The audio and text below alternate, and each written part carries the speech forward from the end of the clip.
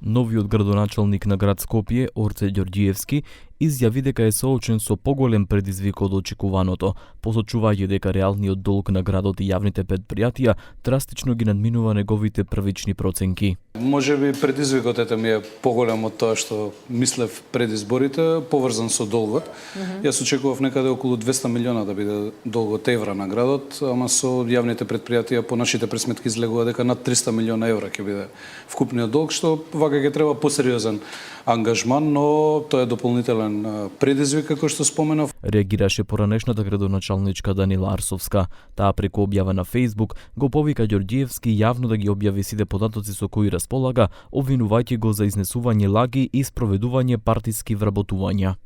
Ајде, градоначалник, да ги објавиш сите фирми со долг по институција, со фактури и датуми од кога им се должи, за да знае народ дека лажеш.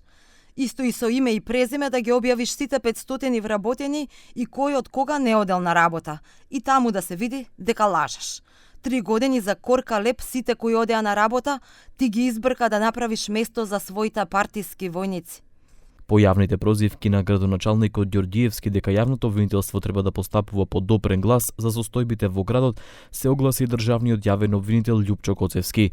Тој го потсети градоначалникот дека доколку поседува докази за криминал, негова обврска е да ги пријави во надлежните институции. Во однос на изјавите на градоначалникот дека јавното обвинителство треба по допрен глас, само ќе кажам дека тој како градоначалник, доколку има докази и е надлежен, тоа може да го пријави на надлежните органи, а тоа е МВР, и да донесе тие документи евентуално што ги има во јавното обвинителство, и до сега јавното обвинителство така постапувало, што значи дека ќе постапува и натаму, и доколку навистина има злоупотреби, ние нема проблем, стоиме на располагање во тој. Во телевизиско гостување за Сидел синојте Ѓорѓиевски рече дека отпуштил и 500 вработени од јавните предпријатија, затоа што со месеци, дури и години, не оделе на работа, а земале плата.